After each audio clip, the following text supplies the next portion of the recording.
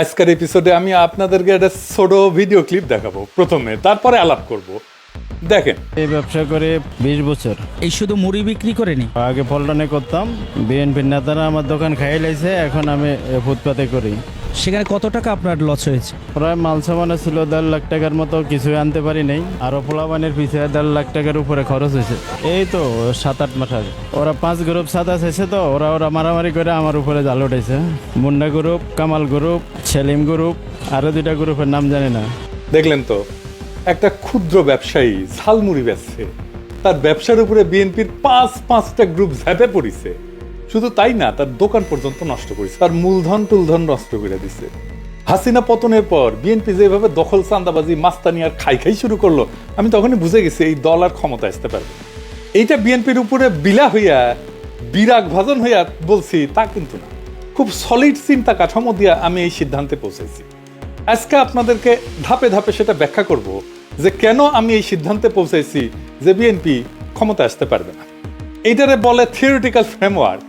আমি ঠিক কোন থিওরিটিক্যাল ফ্রেমওয়ার্ক ব্যবহার করে বুঝে গেছি বিএনপি ক্ষমতা আসতে পারবে না, সেটা আপনাদেরকে আমি অঙ্ক কইসা বুঝাই দেবো আজকে।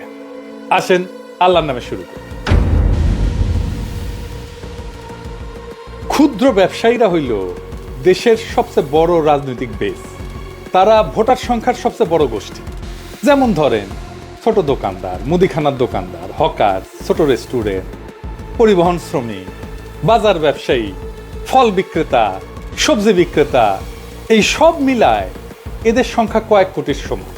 এই শ্রেণী প্রত্যেক দিন মানুষের সাথে যোগাযোগ রাখে, এক্সচেঞ্জ হয়, এরা জনমত তৈরি করে, প্রভাব ছড়ায়, সত্য মিথ্যা যাই হোক সেটা তথ্য ছড়ায়, সবচেয়ে দ্রুত ছড়ায় তাদের মাধ্যমে। শহরের যে অর্থনীতি, এটা 60 থেকে 70% লেনদেন হয় এই ক্ষুদ্র ব্যবসায়ীদের হাতে। তাদের উপরে জুলুম মানে জনরায়ের মূল উৎসকে শত্রু বানায়। এটা মাইক্রো লেভেলের জুলুম, পত্রিকায় পাতায় আসবে না, খবর হবে না, কিন্তু ভেতরে ভেতরে ক্ষোভের আগুন ধিকি ধিকি জ্বলতে থাকবে। 2 নাম্বার হইতেছে ক্ষুদ্র ব্যবসায়ী দেশের নগদ টাকার যে ইকোনমি সেটা চালায়। চাঁদাবাজি হইলে এইটা লিকুইডিটি ড্রেইন হয়ে যায়, মানে নগদ টাকার প্রবাহ কমে যায়। দৈনিক নগদ প্রবাহ থেকে টাকা টেনে নেওয়া হয়। এদের থেকে টাকা টেনে নেওয়া মানে সরাসরি ইকোনমির যে অক্সিজেন, এই সাপ্লাইটা বন্ধ করে। এইটাকে বলা হয় বিলো দ্য লাইন ইকোনমি। অর্থাৎ বাজার, হাট, দোকান এটা খালি করে যদি দেয় কোনো কেউ, তাহলে তার জনজীবনকে দিনে দিনে বিপর্যস্ত করে দেয়। কারণ এইটার চাপ এসে আলটিমেটলি ওই মানুষের উপরে, ক্রেতার উপরে, ভোক্তার উপরে পড়ে। ভোক্তাকে তো এই টাকাটা দিতে হয়। মানে ঝালমুড়ি ব্যবসায়ীর কাছ থেকে বিএনপি যে চান্দাটা নিচ্ছে, সে চান্দার টাকা তো ঝালমুড়ি ব্যবসায়ী ঝালমুড়ির দামের উপরে রাখবে, তাই না? তাহলে ঝালমুড়ি আলটিমেটলি যে কিনবে, খাবে, তার ঝালমুড়ির দামটা বেড়ে যাবে। 3 নাম্বার হইতেছে ছোট ব্যবসায়ীর উপরে জুলুম একটা কালেকটিভ গ্রিভেন্স তৈরি করে। কৃষক শ্রমিকের যে ক্ষোভ, এটা কখন ছড়াইতে সময় লাগে, কিন্তু বাজারের ক্ষোভ ঘন্টার মধ্যে ছড়ায় যায়। এই যে এভরিডে সাফারিংস, এটা ডেইলি পলিটিক্যাল মেমোরি তৈরি করে মাথার মধ্যে, রাজনৈতিক স্মৃতি তৈরি করে প্রত্যেক দিনে, দুঃখের স্মৃতি, কষ্টের স্মৃতি। ক্ষুদ্র ব্যবসায়ী প্রত্যেক দিন মানুষের সাথে কথা বলে, এদের কষ্ট প্রত্যেক দিন জনমতকে বদলায় দেয়। কারণ বাজার প্রত্যেকটা এলাকার কেন্দ্র, বাজারে সবাই আসে চারিদিক থেকে। আমাদের দেশের মতো দেশের কোনো আন্দোলনের প্রেসার কুকার কোনটা জানেন? 3টা জায়গা প্রেসার কুকার। কি কি আসেন সেটা দেখি। আন্দোলনের প্রেসার কুকার মাত্র 3টা জায়গা: বাজার, মসজিদ, গণপরিবহন। এই 3 জায়গায় যে কোনো আন্দোলনের প্রেসার কুকার। ব্যবসার উপরে জুলুম মানে আন্দোলনের জ্বালানি সরবরাহ করা। চিন্তা করেন তো, একজন দোকানদার কতজনের সাথে কথা বলে দৈনিক? 200 থেকে 300 জন। হকার কতজনের সাথে কথা বলে? 500 জন পর্যন্ত কাস্টমারের সাথে কথা বলে প্রত্যেক দিন। রিক্সা চালক, বাস চালক প্রত্যেক দিন কতজন যাত্রী পরিবহন করে? 30 থেকে 500। বাজারে যে বিক্রি করে, পণ্য বিক্রি করে, সেখানে শুধু আপনি কেনেন না, তাকেও সাপ্লাই করে অনেকে, পণ্য সাপ্লাই করে, একজন না অনেকে। তার মানে সে মাঝখানের কেন্দ্র, তাকে সাপ্লাই করতেছে, আপনি তার কাছ থেকে কিনতেছেন। এরা ইনফরমেশন স্প্রেডার, এরাই পলিটিক্যাল ন্যারেটিভ জেনারেট করে, তৈরি করে। এদেরকে বলা হয় গ্রিভান্স অ্যাম্প্লিফায়ার। গ্রিভান্স অ্যাম্প্লিফায়ার মানে তার ক্ষোভ, বিক্ষোভ এটাকে বহুগুণে বাড়ায় দেয় দোকানদারেরা। গণপরিবহন, মসজিদ, এবং এরা র্যাপিড মোবিলাইজার, খুব দ্রুত জনমতকে মোবিলাইজ করতে পারে। এদেরকে বলা হয় পেটি বুর্জোয়া। প্রথমে বুঝে নিই পেটি বুর্জোয়া কাকে বলে। এটা কমিউনিস্ট টার্মিনোলজি আর কি। পেটি বুর্জোয়া হচ্ছে সবচেয়ে বিপজ্জনক অপোজিশন ব্লক, ক্ষুদ্র ব্যবসায়ীদের শ্রেণী আর কি। রাজনৈতিকভাবে এরা সবচেয়ে অস্থির, কিন্তু সবচেয়ে ক্ষমতাশালী মোবিলাইজার। এটা বুঝলে দেখতে পারবেন বিএনপি এই গ্রুপটাকে খেপায় তুলছে ক্ষমতায় যাওয়ার আগে। তো পেটি বুর্জোয়া হলো এমন এক সামাজিক অর্থনৈতিক শ্রেণী, সামাজিক এবং অর্থনৈতিক শ্রেণী যাদের কাছে অল্প পুঁজি আছে এবং নিজের শ্রম আছে, যারা নিজের পুঁজি এবং নিজের শ্রম দুইটা দিয়ে ব্যবসা চালায়। পুঁজিপতি কিন্তু নিজের শ্রম দেয় না, নিজের পুঁজি দেয়। কিন্তু স্বল্প পুঁজির ব্যবসায়ী পেটি বুর্জোয়ারা নিজের শ্রমও দেয়, পুঁজিও দেয়, এই দুইটা দিয়ে ব্যবসা চালায়। এরা না পুরোপুরি শ্রমিক, না পুরোপুরি পুঁজিপতি। ছোট দোকানদার, হকার, কারিগর, ক্ষুদ্র ব্যবসায়ী, ছোট উদ্যোক্তা, এরা সবাই পেটি বুর্জোয়া। পেটি বুর্জোয়ার 4টে মূল বৈশিষ্ট্য মার্কসের সংজ্ঞা অনুযায়ী। কি কি? এখন আমার ক্ষুদ্র ভাতার ভগিনীরা কবে আপনি বামপন্থী বানিয়ে দিচ্ছেন, আমাদেরকে কমিউনিস্ট বানিয়ে দিচ্ছেন, মার্ক্সবাদী বানিয়ে দিচ্ছেন। এগুলো জানা দরকার। না জানলে বোঝা যায় না সমাজকে, সোসাইটিকে, আন্দোলনকে, সংগ্রামকে, লড়াইকে, এগুলো বোঝা যায় না। এই যে মার্ক্স বলছে এদের 4টা বৈশিষ্ট্য। একটা হচ্ছে স্বল্প পুঁজি থাকে, 2 নাম্বার নিজের শ্রম দিয়ে কাজ চালায়, 3 নাম্বার হইতেছে কখনো কখনো 1 থেকে 5 জনের মতো শ্রমিক রাখতে পারে, সেও পেটি বুর্জোয়া। আর তারা বাজারের ওঠানামায় খুব সংবেদনশীল। এদের একটা অর্থনৈতিক ইনসিকিউরিটি আছে। এরা বুর্জোয়া কারণ পুঁজি আছে। এরা পেটি, ছোট, পেটি মানে ছোট, এটা ফ্রেঞ্চ শব্দ। ছোট, এটা ছোট পুঁজি, পুঁজি ছোট, এই ব্যবসার পরিধি ছোট। গ্রামসি বলছে যে এরা পলিটিক্যালি ভোলাটাইল, ইজিলি মোবিলাইজ করা যায় এবং ক্রাইসিসের সময় তারা পাওয়ারের ব্যালেন্সকে নড়াচড়া করায় দিতে পারে, একদম ক্ষমতাকে হেলায় দিতে পারে তারা। হাসিনার পতনের সময় এরাই মূল ভূমিকা রাখছিল, আমরা সেটা পরবর্তীতে দেখব।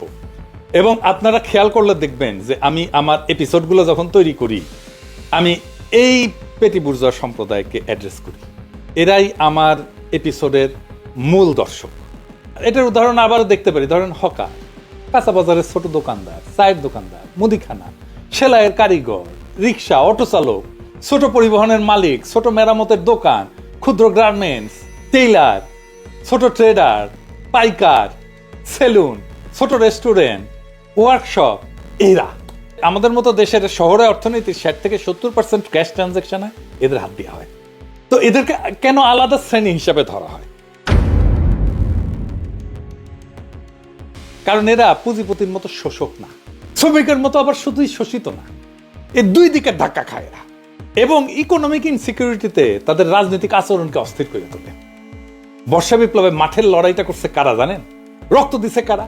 এই পেটি বুর্জোয়া, শ্রমিক আর ক্ষুদ্র ব্যবসায়ী। এরাই ছিল রাজপথের মূল শক্তি। দেখেন শহীদ হয়েছে তারাই সবচেয়ে বেশি। আর যদি আপনি তাদের এডুকেশন লেভেল দেখেন কোথায় তারা পড়ছে, তাহলে দেখবেন মাদ্রাসা শিক্ষিত এরা। মাদ্রাসা শিক্ষিতরা শহীদদের একটা বড় অংশ। জেমস স্কট একজন অ্যানথ্রোপোলজিস্ট, ওনার 2টা খুব গুরুত্বপূর্ণ বই আছে। মালয়েশিয়ায় উনি গবেষণা করছিলেন। ওনার একটা বই হইতেছে weapons of weak and domination and the arts of resistance. উনি বলছেন যে এই যে পেটি বুর্জোয়া এরা primary carrier of everyday political transcripts. তো এভরিডে পলিটিক্যাল ট্রান্সক্রিপ্টসটা কি? উনি মূলত মালয়েশিয়া একটা গ্রামীণ সমাজের দৈনন্দিন প্রতিরোধ, এভরিডে রেজিস্ট্যান্স কিভাবে কাজ করে, ওইটা নিয়ে 2 বছরের একটা এথনোগ্রাফিক গবেষণা করছিলেন। মানে ওখানে জনগণের সাথে থেকে ওদের আচরণ দেখে দেখে যে গবেষণা হয় সেটাকে এথনোগ্রাফিক গবেষণা। তো উনি দেখাইতেছেন যে সাধারণ মানুষ তাদের অসন্তোষ দৈনন্দিন আলাপ এবং নিন্দা দিয়া বাজার এবং সামাজিক পরিসর দিয়ে ছড়ায় দেয়।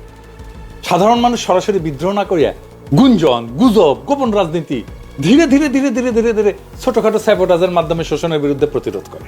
ক্ষমতাবানদের সামনে সাধারণ মানুষ যে প্রতিক্রিয়া দেখায় সেটাকে বলা হয় পাবলিক ট্রান্সক্রিপ্ট। ক্ষমতার আড়ালে যেটা বলে সেটা হইতেছে হিডেন ট্রান্সক্রিপ্ট। এই দুয়ের যে পার্থক্য এটাই হইতেছে পলিটিক্যাল ট্রান্সক্রিপ্ট। বোঝা গেছে?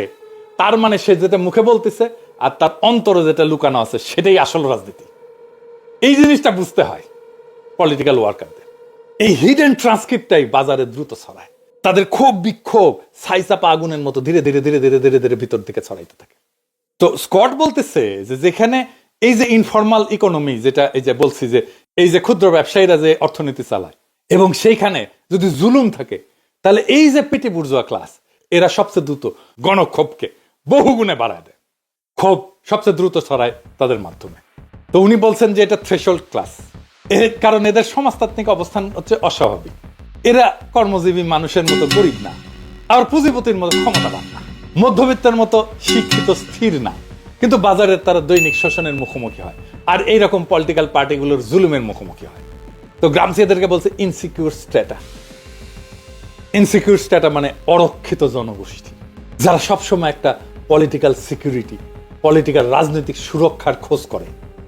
একটু শোষণ বাড়লে এই শ্রেণী বিস্ফোরক হয়ে ওঠে এবং তাদের শত্রু পরিচয় খুব সহজে তৈরি হয়ে যায়। সে তার শোষণকারী, তার জুলুমকারীর মুখ দেখতে পায়, বাজারে চাঁদা নেওয়া ক্যাডার দেখতে পায়, পুলিশ ঘুষ নেওয়া দেখতে পায়, স্থানীয় মাফিয়াকে দেখতে পায়, সিন্ডিকেট সে দেখতে পায়। এটাকে চার্লস টিলি বলতেন ভিজিবল অপ্রেসার। দেখা যায় মানে শ্রমিক শ্রেণী, কৃষক, এরা তো ভিজিবল অপ্রেসারকে দেখতে পায় না, তার শোষককে দেখতে পায় না, কিন্তু এরা দেখতে পায়। এই শ্রেণীর শত্রু অ্যাবস্ট্রাক্ট না, বোঝা যায় না, চেহারা তেমন না, এর জুলুমকারী প্রত্যেকদিন তার সামনে এসে দাঁড়ায়। এই কারণে তাদের প্রতিবাদ হয় খুব দ্রুত এটা সহিংস হয়ে ওঠে। এরাই ফার্স্ট মুভার, দ্রুত এরা মোবিলাইজ হয়, রাস্তায় নামে পড়ে। এরাই ক্রাউড মেকার, এরা জনগণকে নামায় ফেলতে পারে। তখন বিদ্রোহ হয়, বিপ্লব হয়। 3 ধরনের মানুষ সবচেয়ে গুরুত্বপূর্ণ। যারা প্রথম রাস্তায় নামে এদেরকে বলা হয় ফার্স্ট মুভার, ক্রাউডকে ধরে রাখে এদেরকে বলা হয় ক্রাউড স্টেবিলাইজার, আর যারা অবস্থান ধরে রাখে তাদেরকে বলা হয় স্ট্রিট কর্পস। এই 3 ধরনের। আমরা যখন জুলাই বিপ্লব করছি এই 3 ধরনের মানুষকে আমরা একসাথে মোবিলাইজ করছি। এই 3টা ভূমিকায় এই পেটি বুর্জা স্বাভাবিকভাবে পালন করতে পারে, কারণ তারা রাস্তাতেই থাকে। তারা দোকান বন্ধ করে দিতে পারে, বাজার অবরোধ করে দিতে পারে, ধর্মঘট করতে পারে। সবকিছু বন্ধ করে দিলে তার শহর থেমে যাবে, শহর তার সবকিছু বন্ধ করে তারা রাস্তায় নেমে এসে প্রতিরোধ গড়ে তুলতে পারে। এরাই বিদ্রোহের ব্যাকবোন, এরাই হইতেছে আরবান ডমিনেন্স উইদাউট ফর্মাল পাওয়ার। এর মানে শহরে কর্তৃত্ব। এটাই আপনি পেটি বুর্জোয়াকে আপনার পাশে রাখবেন পলিটিক্যালি, আপনার পাশে আর কেউ দাঁড়াইতে পারবে না। তো মিডগেলের একটা বই আছে strong societies and weak states. ওখানে বলছেন উনি যে রাষ্ট্রের ক্যাপিলারি যেখানে দুর্বল সেখানে পেটি বুর্জোয়া অল্টারনেটিভ পাওয়ার, বিকল্প পাওয়ার তৈরি করে। এবং ধরেন বাংলাদেশ, পাকিস্তান, তিউনিসিয়া, মিশর, ফিলিপাইন, সবখানে এই বিষয়টা দেখা গেছে। আসেন আমরা ইতিহাস থেকে কয়েকটা উদাহরণ দেখি। মিশর যে হোসনি মোবারক সরকার পতন হইল, এটা কি ছিল জানেন? এটা পুলিশ নিয়মিত চাঁদা তুলত ছোট দোকানদারের মধ্যে থেকে, এবং ছোট দোকানদারদের মধ্যে থেকে খুব জমা হয়েছিল। হকার, ছোট ব্যবসায়ী, ট্যাক্সি ড্রাইভার, এরাই প্রথমে রাস্তায় নামছিল। এই শ্রেণীর খুবই তাহারি স্কোয়ারের দাবানল তৈরি করছিল। রাষ্ট্রীয় চাঁদাবাজির বিরুদ্ধে ক্ষুদ্র ব্যবসায়ীদের ক্ষোভ ছিল আরব বসন্তের মূল ট্রিগার। তিউনিসিয়ায় বৌআজিজি বলে একজন আত্মাহুতি দিয়েছিল 2010 সালে। বৌআজিজি ছিল একজন সাধারণ ফল বিক্রেতা। পুলিশ নিয়মিত চাঁদা নিত এবং পুলিশের অপমানের বিরুদ্ধে প্রতিবাদ করতে যায় আত্মাহুতি দিছিল। তাতে ক্ষুদ্র ব্যবসায়ীদের ক্ষোভকে জাতীয় ক্ষোভে পরিণত করে ফেলে এবং বেন আলী সরকারের পতন ঘটায়। চান্দা, পুলিশি অত্যাচার একটা গোটা সরকারকে উড়াই দিচ্ছে। পাকিস্তানি এমকিউএম একটা খুব জনপ্রিয় দল ছিল। এরা দক্ষিণ এশিয়ায় শহুরে সবচেয়ে বড় কর্তৃত্ব রাখতে পারে যেই দল, সেই দল ছিল এমকিউএম। এবং এদের এই চাঁদা তোলা, ওরা বলতো ভাট্টা, এইটা করাচিতে এত ক্ষোভ তৈরি করছিল। এর বিরুদ্ধে রাষ্ট্র অভিযান চালাইছে, জনগণের সাপোর্ট পাইছে এবং এদের সমস্ত রাজনৈতিক প্রভাব একদম ভেঙে চুরমার হয়ে গেছে। ফিলিপাইনে মার্কোসের পতন হয়েছিল 1986 সালে, আপনারা হয়তো অনেকেই জানেন না। পতন হয়েছিল এই ছোট ব্যবসায়ীদের কাছ থেকে ট্যাক্স, পুলিশি চাঁদা, এই সমস্ত নিয়ে ক্ষোভ বিক্ষোভ জমে ওঠে এবং ছোট ব্যবসায়ী, মাঝারি ব্যবসায়ীরা প্রথমে রাস্তায় নামে, পরে ছাত্র জনতা যুক্ত হয় এবং মার্কোসের পতন হয়। তার মানে যেখানে রাষ্ট্র বা রাজনৈতিক দল ক্ষুদ্র ব্যবসায়ী, হকার, ট্রেডার এদের উপরে জুলুম করে, সেইখানে বাজার ভিত্তিক এক ধরনের ক্ষোভ বিক্ষোভ তৈরি হয়। এই ক্ষোভ বিক্ষোভ শহরে দ্রুত ছড়ায় এবং শাসক বা রাজনৈতিক দলের একটা বৈধতার সংকট তৈরি হয় এবং রাজনৈতিক শাসন বা রাজনৈতিক কর্তৃত্ব বা রাজনৈতিক দলের কর্তৃত্ব ভেঙে পড়ে। এখন প্রশ্ন হইতেছে, আওয়ামী লীগকে চাঁদাবাজি, বখরা নেওয়ার কাজ করেনি? করছে। তাইলে তার আমলে কেন মানুষ এভাবে প্রকাশ্যে কথা বলে নাই? দেখেন, অনেকেই বলে কিছুই তো বদলায় নাই হাসিনা যাওয়ার পরে, সব আগের মতোই আছে। জি না, এই যে বদল, এইখানে এখন মানুষ আর সেই আগের ভয়ের মধ্যে নাই।